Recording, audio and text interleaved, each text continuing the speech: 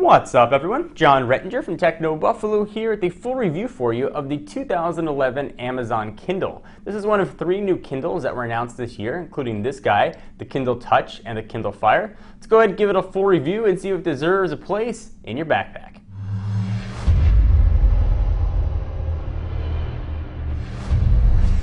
The original Amazon Kindle really revolutionized the e-reader market, and some would say defined it. E-readers existed prior to the Kindle's release, but we didn't have an end-to-end user experience. We didn't have that seamless Amazon bookstore that we have right now on the Kindle. And the 2011 iterations really carried that torch quite nicely, and you could say has kindled a bit of a fire. All right, so let's start with a hardware tour here. First, this guy is 30% lighter than the previous generation. And it comes in at less than 6 ounces, 5.98 ounces to be exact. 18% smaller body, but that same 6-inch screen that we've seen on previous generation Kindles. So the menu buttons here are still the same they are, but they got new icons. Look very Android-esque. So you've got a back button, you've got a keyboard button, which we'll talk about in a minute. That same 5-way navigation, so up, down, left, right, with a middle button, a menu button, and a home button. So let me go ahead and unlock the device. And I should say at this point, there are 2 options when you're looking to purchase the 2011 Kindle. You can get an ad-supported version for $79 or one without ads for $109. This is the version with ads. The ads are extremely unobtrusive. You really only see them when you're on the home screen. You don't see them when you're reading books, and you see them when you show a splash screen on the device when it's locked. There's really very little reason to not get the ad version. I hardly even notice they are there. So save yourself a couple bucks and get a case or buy yourself some books. All right, so let's go ahead and go back. We'll unlock the device here. So you've got a page back and a page forward button on the left, and the same combination on the right, page back and page forward. Bottom, you've got your charging port, which is the micro USB variety that also will sync it if you need. Although this does have the Whisper Sync technology, so you really never have to plug this guy in.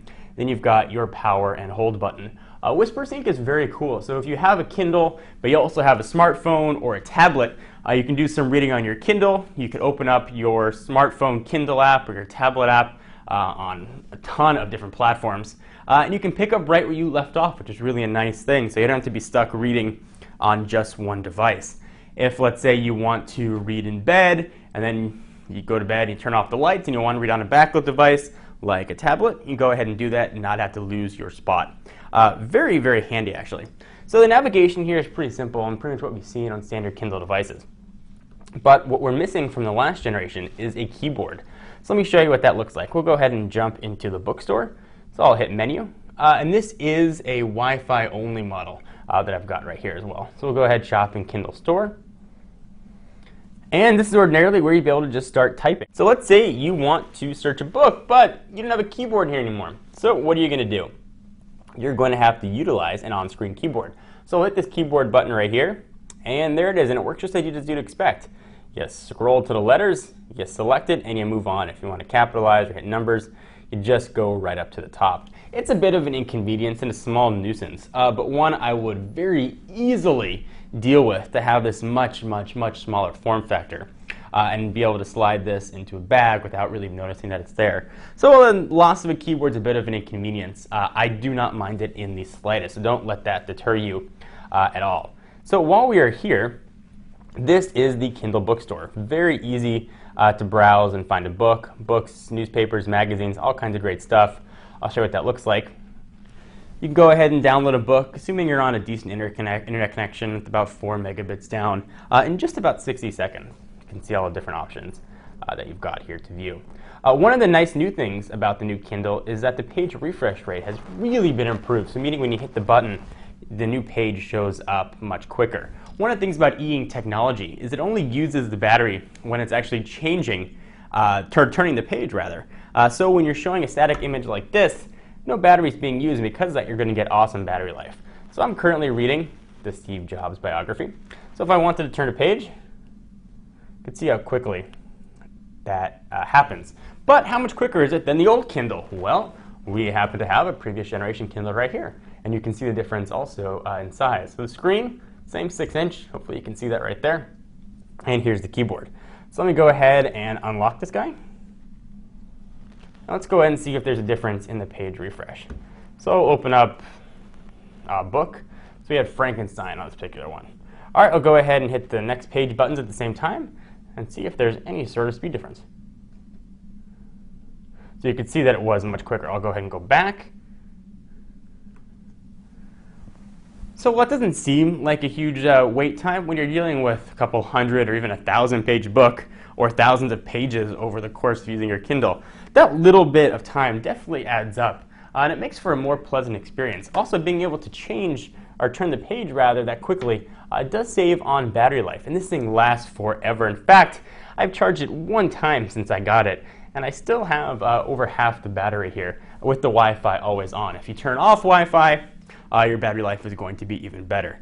This is an awesome device. I love it. I love carrying it with me. It's extremely thin, really light. It's got a nice form factor to it, soft touch back, non-removable battery, or expandable memory, I should say. But compared to the old generation, you really can see a difference.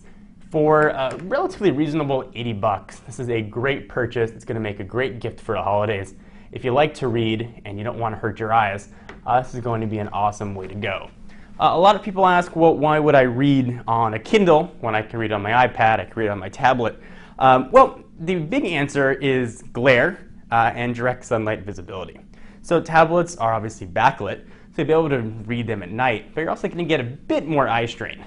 Also, tablets are known, especially with the glass displays, to reflect indirect sunlight. So you're going to lose out on some of that visibility when you're out at the beach, for example. For me, my eyes tend to hurt and seem to be getting worse and worse. And I have a much easier time reading on an e-ink display than I do on a tablet. So from a personal standpoint, I love reading on an e-ink display.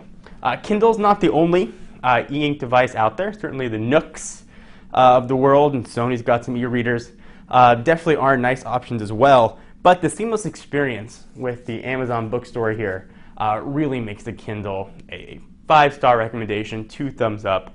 This is hands down the best reader on the market right now. We'll see what Barnes & Noble announces soon, but for right now, this really is the best e-reader on the market. I'm John Rettinger from Techno Buffalo, and I'll see you guys in the next video.